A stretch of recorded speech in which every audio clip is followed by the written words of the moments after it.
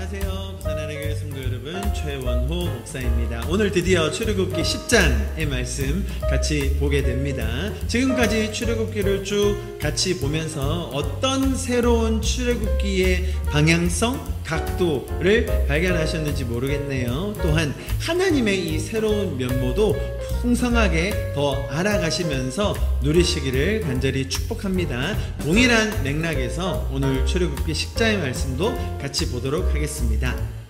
출애굽기의 전반부는 모세의 이야기, 또 모세가 바로를 만나서 행했던 이 10가지 이적이 주된 스토리입니다. 10가지 이적을 순서대로 다 기억하실 필요는 없겠지만 오늘 보는 이 10장에서는 8번째, 9번째, 즉 메뚜기와 흑암 이적이 주된 내용으로 다뤄지고 있습니다. 이렇게 이적이 더해질수록 막바지에 다다를수록 우리 안에 생기는 궁금증은 이것입니다. 아니, 하나님께서 바로에게 하나님 자신을 계시하기 위해서 바로뿐만 아니라 이스라엘 백성 모세와 애굽 사람들에게도 이렇게 하나님을 알리기 위해서 하고 계신데 결국 가장 키가 되는, 핵심이 되는 인물은 바로잖아요. 바로는 어쩜 이렇게 이적이 반복되어도, 강도가 세워져도 이렇게 신들을 낱낱이 파헤치면서 여호와가 참된 신님을 알려주고 있는데도 불구하고 어쩜 이렇게 고집스럽게 받아들이지 않고 믿지 않는지, 그게 참 궁금합니다. 그죠? 바로는 어쩜 이렇게 끝까지 포기하지 못하는 걸까요? 자기가 가지고 있는 것,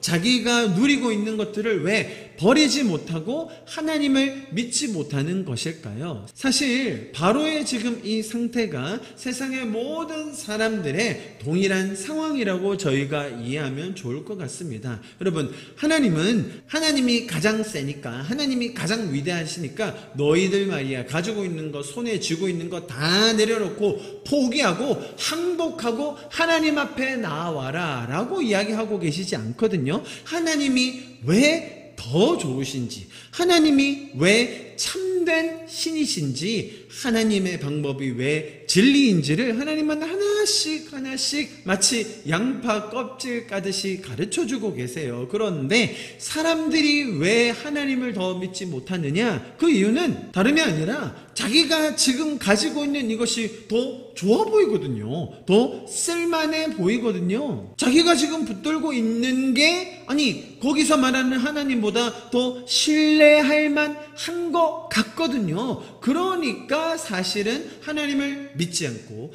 따르지 않고 지금 자기가 믿는, 자기가 붙들고 있는 그것을 더 믿고 따른다는 것입니다. 바로가 지금 보이고 있는 이 행태요, 너무나 당연한 겁니다. 아니, 여호와 하나님이 또 그거 내리신데, 아니 또 그런 이적을 베푸신데, 그래, 아니 뭐 해봐. 내가 지금 가지고 있는 거, 내가 지금까지 해왔던 거, 그래도 나는 이게 있거든. 나는 그래도 이게 믿을만 하거든. 아 그래, 해볼 테면 해봐. 뭐 까짓 거 겪어보지. 우리가 뭐 그런 거밖에 안 겪어봤나? 산전, 수전, 공준전 다 겪어봤어. 뭐 해볼 테면 해보쇼. 나는 그래도 이거 붙들고 있을래. 나는 그래도 끝까지 이거 지킬래. 이런 심리, 이런 믿음을 가지고 있는 바로가 사실은 세상 모든 사람들을 대변한다고 보시면 됩니다. 하나님은 바로에게 그럼에도 불구하고 계속해서 가르쳐 주기를 원하신다는 거예요. 이 10번의 이적이라 함은 바로를 굴복시키고 바로를 꼼짝 못하게 해서 결국 두 손 두 발 들어 항복하게 만드는 게 목적이 아니라 뭐라고 말씀드렸죠? 하나님을 알려주시고 자신들이 믿고 있고 따르고 있던 그 애굽의 신들이 얼마나 허망한 것인지, 얼마나 잘못된 것인지를 가르쳐 주시고 수정해 주는 과정이라는 겁니다. 여러분, 사람들이요, 웬만큼 그렇게 자기가 믿고 따르던 것을 쉽게 내려놓지 못합니다. 아니, 내가 이걸 지금까지 얼마나 간절하게 믿고 따라왔는데, 아니 이게 얼마나 신뢰할 만한 건지 당신 모르죠? 아니, 하나님을 믿고 따르라고요? 하나님을 전적으로 의지하라고요? 아유, 나는 눈에 안 보이고 나 당장 보장 못하는 이런 거 나는 못 따라가요. 제가 지금 붙들고 있는 게 얼마나 믿을만한지 모릅니다 라고 말하는 그 세상의 통념과 믿음과 가치체계를 하나님은 하나씩 흔드심으로 또 가르쳐 주심으로 저와 여러분들 또한 이 세상의 사람들에게 그들이 신뢰하는 게 얼마나 허망한 것인지, 허무한 것인지를 가르쳐 주고 계신 거예요. 자, 그런데 또 한 가지 문제는 세상 사람들도 이 하나님의 방식을 제대로 이해 못한다는 거예요. 그것을 단적으로 보여주는 것이 오늘 10장 7절에 나오는데요. 제가 한번 읽어드리겠습니다. 바로의 신하들이 그에게 말하되 어느 때까지 이 사람이 우리의 함정이 되리이까? 그 사람들을 보내어 그들의 하나님 여호와를 섬기게 하소서. 왕은 아직도 애굽이 망한 줄을 알지 못하시나이까? 하고, 자, 바로의 신하들이 모세와 아론이 와서 또 한 번의 이런 이적에 대한 예고를 했을 때 바로 왕의 마음이 변하지 않을 것을 예상하고 이런 식으로 얘기했어요. 여러분, 지금 하느님은 이들이 항복하기를 원하시는 게 아니거든요. 두 손 두 발 다 들고 아우 제가 졌습니다 라고 하면서 굴복하기를 원하시는 게 아니거든요. 뭘 원하십니까? 하느님을 알아가기를 원하시는 거죠. 그래서 비록 이런 노예 같은 종들 같은 이 히브리 민족의 하나님이지만 이들도 자신들이 믿고 있었던 이 신, 가치관, 믿음 체계가 바뀌어져서 아니 저 신은 도대체 누구지? 뭐하는 자지? 어떤 분이지? 라는 식의 접근. 나도 저분을 알아야겠다. 나도 이제 저분에 대해서 마음을 열고 함께 할 수 있도록 해봐야겠다 라는 것이 하나님의 바람일진데 이들은 선을 긋고 저들의 신이니까 우리와는 다르니까 나는 같이 할 수 없어 라는 이분법적인 생각을 하고 있었어요. 사실은 바로도 똑같이 생각했어요. 16절과 17절 오늘 본문의 말씀인데요. 제가 한번 읽어드리겠습니다. 바로와 모세가 아론을 급히 불러 이르되 내가 너희의 하나님 여호와와 너희에게 죄를 지었으니 바라건대 이번만 나의 죄를 용서하고 너희의 하나님 여호와께 구하여 이 죽음 많은 내게서 떠나가게 하라. 지난번에 봤던 것과 동일한 맥락에서 바로가 행동하는 것을 우리가 이해할 수 있어요. 뭔가 자기가 죄를 지었고 이번만 좀 봐달라고, 이번만 좀 지나가게 해달라고, 그러면 내가 너희들 말 들어주겠다고 라고 하는, 위기만 모면하면 되는, 이번만 어찌어찌 돕고 넘어가면 되는 마치 그런 식의 위기를 관리하는 왕의 면모라고 할까요? 거기서 한 단계 더 나갑니다. 28절과 29절요. 바로가 모세에게 이르되 너는 나를 떠나가고 스스로 삼가 다시 내 얼굴을 보지 말라. 내가 내 얼굴을 보는 날에는 죽으리라 했더니 모세는 유유히 나가죠. 참 바로가 고집을 꺾고 자존심도 버릴만 하거든요. 그리고 이렇게 물으면 되잖아요. 아 그래 좋다 그래 네가 만난 그 야훼 하나님 도대체 어떤 분이냐? 넌 어떻게 만났는데? 넌 처음부터 그 신을 알고 있었냐? 그 신이 너에게 처음에는 어떻게 말하던? 좀 그런 식으로 이야기를 풀어가고 자기 자존심 내려놓고 자기가 믿던 신에 대해 조금만 내려놓고 마음을 열고 하나님을 알아가고 하나님에 대하여 질문하면 참 좋으련만 어쩜 이렇게 사람들은 이 똥꼬집을 죽을 때까지 놓지 못한답니까? 여러분 이게 누구의 모습이라고요? 사실은 저와 여러분의 모습이었고요. 지금 세상 사람들의 모습임을 여러분 꼭 잊지 마시기를 바랍니다. 주변에 아주 그냥 고집이 대단한 분들 계십니까? 이 바로를 떠올리십시오. 절대로 자존심 꺾지 않고 그냥 자기 잘난 맛에 자기가 붙들고 있는 그 신념만 가득한 채 살아가는 사람들 주변에 많이 계시죠? 이 바로의 모습 기억하십시오. 하나님께서는 그 누구도 포기하지 않으시고 끝까지 그들을 설득하시고 인도해 가실 겁니다. 자, 그런 맥락에서 우리가 바로를 지금까지는 어떤 식으로 이해했습니까? 바로는 악의 근원, 악의 축, 마치 세상에서 우리를 예배드리지 못하도록 하는 그런 상징처럼만 여겨졌어요.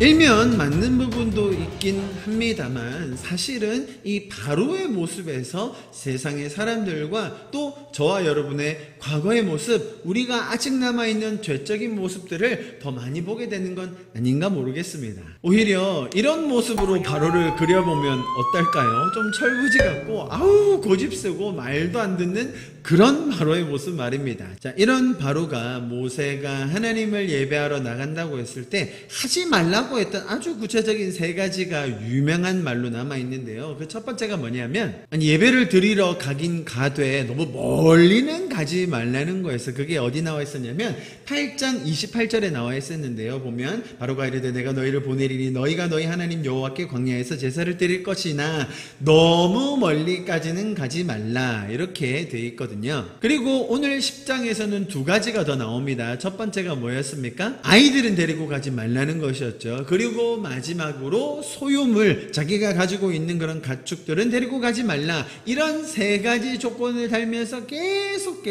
반항하고 저항하고 미루는 거예요. 자, 이것을 어떻게 해석하건 사실은 동일하다고 생각합니다. 세상이 우리로 하여금 예배 못 드리게 하는 방식, 또한 우리가 예배드리지 않으려고 미루는 방식, 다 비슷한 점이 있는 것 같아요. 예배를 드리긴 드리되 신앙생활을 하긴 하되 막 너무 깊게는 들어가지 말자. 예배를 드리긴 드리는데 뭐 우리 아이들까지 뭐 귀찮게 다 그렇게 해야겠어? 우리 삶에 있는 그런 예배에 함께 나아가기 귀찮은 방해되는 것들을 상징할 수 있죠. 또 마지막으로 우리가 뭐 굳이 그렇게 우리 소유까지 다 드려야겠어? 라는 측면입니다. 사실 이런 것들이 하나님을 섬기게 하는 데 있어서, 예배함에 있어서 굉장히 걸림돌처럼 여겨지게 만드는 것이 우리의 죄적인 본능이며 또 세상의 거짓말이기도 합니다. 여러분, 하나님을 섬기는 것, 하나님을 예배하는 것, 다음 세대가 함께 예배하는 것, 또 우리가 가지고 있는 소유를 들여서라도 하나님과 이웃을 섬기는 것, 사실은 이것은 강요가 아니라, 명령이 아니라 하나님께서 우리에게 주신 너무나 놀라운 특권이며, 또한 우리가 이웃을 섬기며 또 다음 세대를 더 세울 수 있는 놀라운 축복임을 우리가 더 기억할 수 있게 되는 것 같습니다.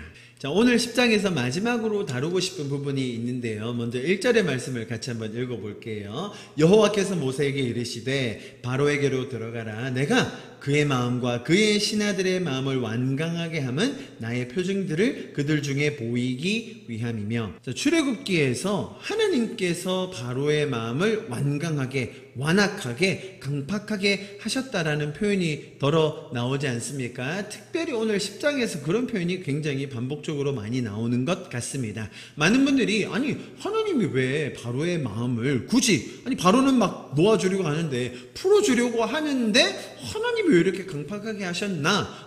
성경에 이렇게 적혀있지 않습니까? 하나님이 그렇게 일부러 바로의 마음을 더 일부러 놓아주지 않게 악하게 만드셨다면 하나님은 좀 너무 이상하게 일하시는 것 아닙니까? 라는 의문을 가지시는 경우, 또 그런 분들이 참 많은 것이 사실입니다. 자, 만약에 1절의 말씀이 그렇다면 1절을 자세히 보시면 누구와 누구의 마음을 강팍하게 한다고 했죠? 내가 그의 마음과 그의 신하들의 마음을 완강하게 한다고 돼 있는데, 자, 7절을 보세요. 7절은 아까 저희가 읽긴 했는데 조금 다르게 설명이 돼 있어요. 뭐라고 돼 있습니까? 바로의 신하들이 그에게 말하되 어느 때까지 이 사람이 우리의 함정이 되리이까? 그 사람들을 보내요. 그들의 하나님 여호와를 섬기게 하소서. 왕은 아직도 애굽이 망한 줄을 알지 못하십니까? 라고 왕을 붙들어서 하소연하면서 이제 좀 그만합시다 라고 하는 마음으로 변화되었네요. 그러면 1절에서 하나님이 하셨던 말씀은 틀린 겁니까? 아니면 하나님이 좀 능력이 조금 부족하셔가지고 바로의 마음은 완강하게 내버려뒀는데